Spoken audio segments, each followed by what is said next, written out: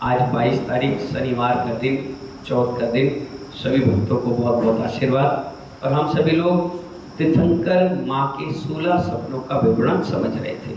कल अपन ने देखा 16 सपन अपन ने लिख लिए थे।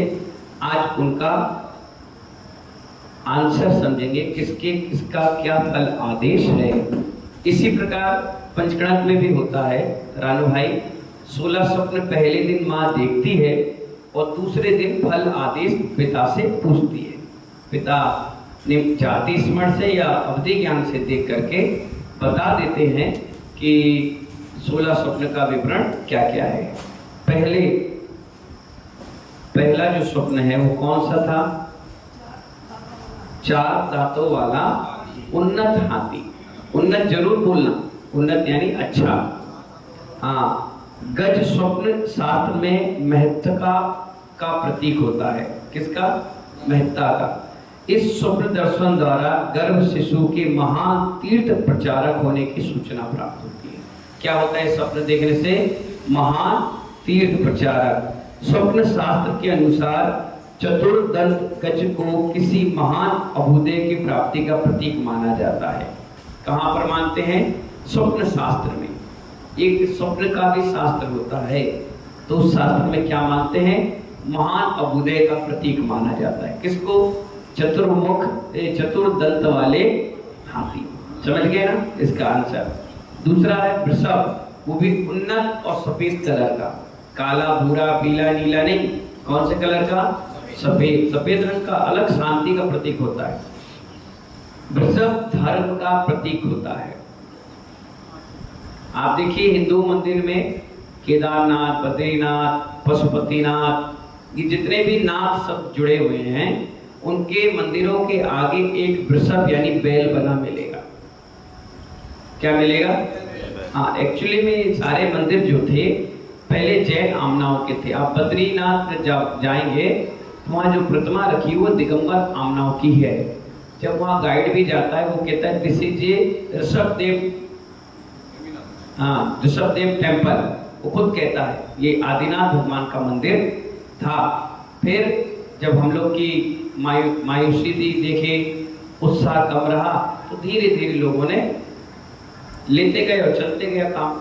ऐसे कई ऐसे मंदिर है। अजमेर जाओ, वो भी आप तिरुपति बालाजी, वहाँ कई ऐसे मंदिरों में अवशेष, कुतुब मीनार अपने जैन, उसके फतेहपुर सीकरी जो उनका वो बना हुआ है, गुम्बद बनी है और नीचे सब बने हुए, उसके नीचे भी अपनी मूर्तियां हैं। ये तो पिपरों में भी आ चुका। अभी कई प्रतिमाएं मोदी जी भी बाहर से लेकर के आए, खुदाई में निकलती है, सारी प्रतिमाएं जैन होती हैं। कई जगह, बहुत सी ऐसी जगह हैं जहां पर जैन अवशेष प्राप्त होते हैं। अपनी उदासीनता के कारण वो धीरे धीरे चले गए। स्वाभाविक है, रोड पर, जगहों पर खाली प्लॉट देखकर लोग धीरे धीरे अपनी व्यवस्था बना लेते हैं। चलिए, अब वृषभ धर्म का प्रतीक होता है। किसका प्रतीक?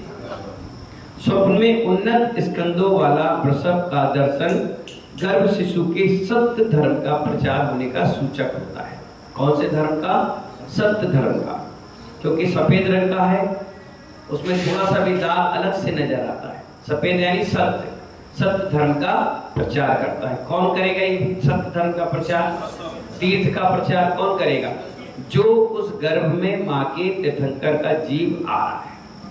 ठीक है, सभी माताएं तीर्थंकर की क्या देखती हैं? 16 के 16 स्वप्न देखती हैं। इसके बाद है सिंह, उछलता हुआ, खिलता हुआ। क्या मिला? सिंह। शास्त्र, स्वप्न शास्त्र में सिंह का बलवान, बल, पराक्रम और पौरुष की वृद्धि प्रतीक माना जाता है। शेर अगर दिख रहा है सपने में तो बल, पराक्रम और पौरुष की वृद्धि को प्रतीक माना जाता है। स्वप्न उछलता हुआ सिर का दर्शन फल गर्भस्थ बालक का अतुल पराक्रमी होना बताता है। कैसा होगा? अभी आपको बताया था आपने, कौन सा देवता वो होता है उनका? अतुल बल। तो अतुल बल का धारी कौन होगा? तीर्थंकर का जीव, इसलिए शेर उछलता हुआ दिखा होगा। मंदार पुष्प माला, 2 मालाएं दिखी थी मंदार पुष्पों की। मंदार पुष्पों की माला उत्सव, यश और प्रसिद्धि का सूचक है। काय का सूचक है? यश, प्रसिद्धि और उत्सव। इसलिए पांचों कल्याण उनके महामहोत्सव के रूप में मनाए जाते हैं। समझ गए आगे? काय का प्रतीक होता है माला?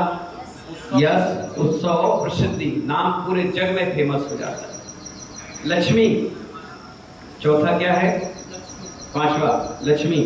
अभिषेक होती हुई लक्ष्मी के दर्शन से प्रकट होता है कि सुमेरु पर्वत पर सौदर्म आदि इंद्रों द्वारा बालक का अभिषेक किया जाएगा। मतलब लक्ष्मी दिखना यानी अभिषेक का सूचक है।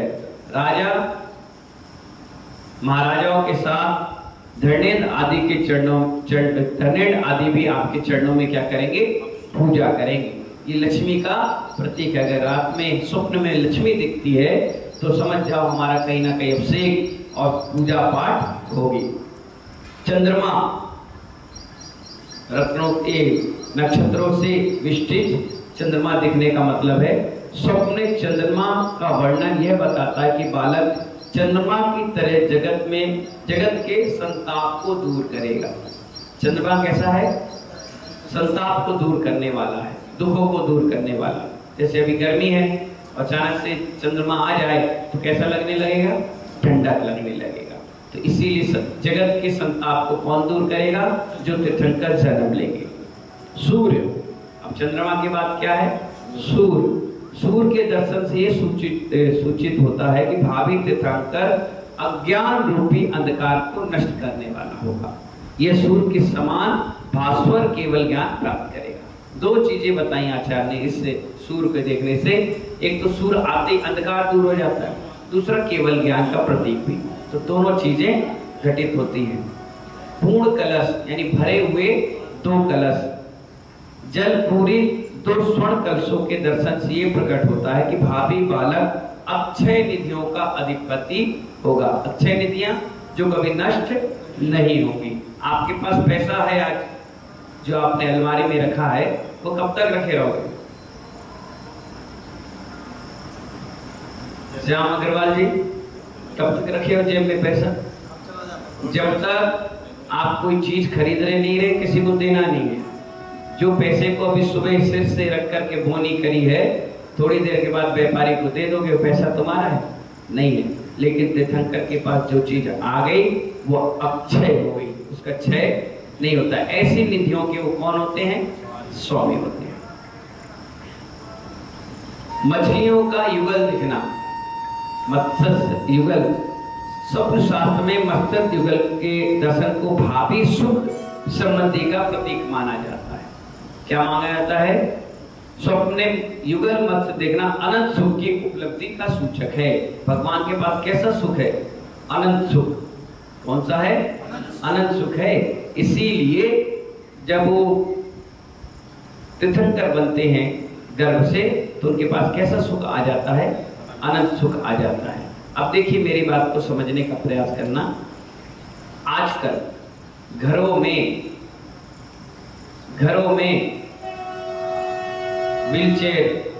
व्हीलचेयर होती आवाज करने वाली, हंसता हुआ लॉफिंग बुद्धा, घरों में मछली, कछुआ, बैल, हाथी, ये सब चिन्ह क्यों रखने लगे बताइए? किसी व्यक्ति ने 16 स्वप्न अष्टपत्तिहार अष्टमंगल द्रव्य का अध्ययन किया होगा। उसने कहा कि आज का व्यक्ति परेशान है। क्या है? किसी ना किसी चीज से। तो उसने एक व्यक्ति से माइक में बुलवा दिया कि घरों में क्या रखना चाहिए? कछुआ रखना चाहिए। लक्ष्मी मिलती है, आप उनको देखो, आप उनको देखो, उनको देखो। आपने 4 आदमियों को देखा और आपने क्या कर लिया? कछुआ रखना चालू कर दिया। किसी ने कहा मछली रखो, किसी ने कहा बैल रखो, किसी ने कहा हाथी रखो, किसी ने कहा शेर रखो। और ये रखने से आपने क्या सोचा? ये इसका प्रतीक है। जबकि ये 16 स्वप्न अष्टमंगल द्रव्य अष्ट प्रातिहार के प्रतीक हैं। क्या है? इनके प्रतीक हैं। और इसी को हमारे शास्त्रों में पहले ही बता दिया गया। क्या बता दिया गया? पहले बता दिया गया भैया ये चीजें शुभ चीज है। आप देखिए घरों में लोग बनाते हैं, रखते हैं, और जो जैन व्यक्ति की शास्त्रों में निकला है वही व्यक्ति अजैन व्यक्ति से सुन करके फॉलो करता है, जबकि अपने शास्त्र में पहले ही लिख दिया गया। मछली काय का सूचक? अनंत सुख का। पर मछली पालना नहीं है, चित्रावली है। हाँ, अपन पशुओं को बंद और बंधन नहीं कर सकते, किसी भी चीज से बंधन में नहीं रख सकते, हमारे यहाँ निषेध किया गया। इसलिए अलमारी में कांच में पैक करके मछली लोग पालने लगते हैं, कछुआ बंद नहीं, कभी नहीं रखना चाहिए। चित्र बना लो, देख के संतुष्टि मिल जाए, ठीक है ना। तो गाय का प्रतीक होता है युगल, मछलियां भावी अनंत सुख का। सरोवर यानी तालाब, जलाशय संवेदशीलता का प्रतीक है। स्वप्न सरोवर का दर्शन यह बताता है कि बालक अत्यधिक संवेदशील और वात्सल भाव से युक्त रहेगा। दो चीजें, सरोवर दिखने का मतलब संवेदशील और वात्सल भाव रहेगा। सागर, अब तालाब से कहां पहुंच गए? सागर, बहुत बड़े स्टाइल पर। गंभीर घोष करते समुद्र का दर्शन हृदय की विशालता का प्रतीक है। उनका हृदय कैसा होगा? विशाल होगा। भावी बालक समुद्र के समान गंभीर बुद्धि का धारक होगा। गंभीर, हर चीज सोचकर। कैसे आपसे कोई व्यक्ति कोई पूछे, राजू भाई से पूछे, राजू भाई प्रोग्राम कब है, तो 2 मिनट सोचो और सोचने के बाद कहो आज दोपहर के 12 बजे से। ये गंभीरता है। और किसी ने पूछा कब प्रोग्राम, अरे भाई इसको है, ना समझ में आया ना गंभीरता आई। इससे पता चला कि तुम किस जाति के हो, किस जगह बैठते हो, किस सोच के धारक हो। मोदी जी भाषण देते हैं, कैसे देते हैं?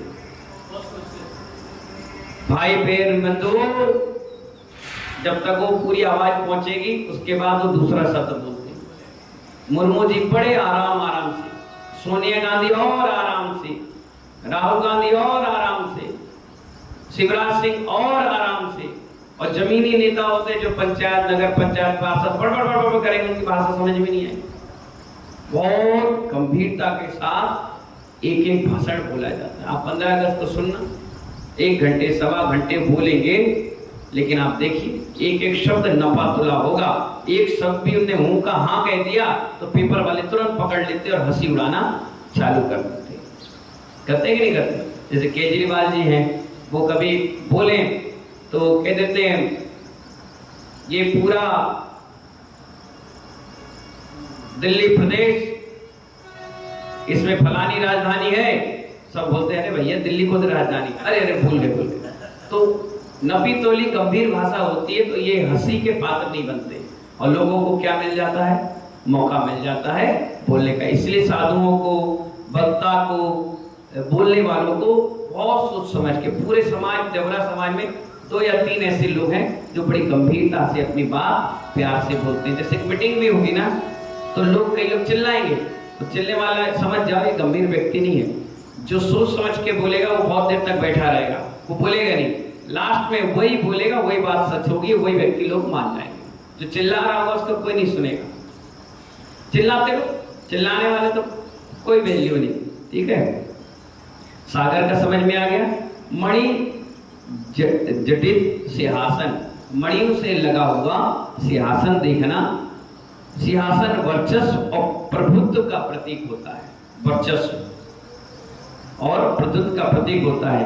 ये दर्शन ये बताता है कि भावी बालक तीनों लोकों में सर्वाधिक वर्चस्व और प्रभुत्व संयुक्त होगा, यानी 3 लोक का स्वामी, उसका वर्चस्व और प्रभुत्व बना रहेगा।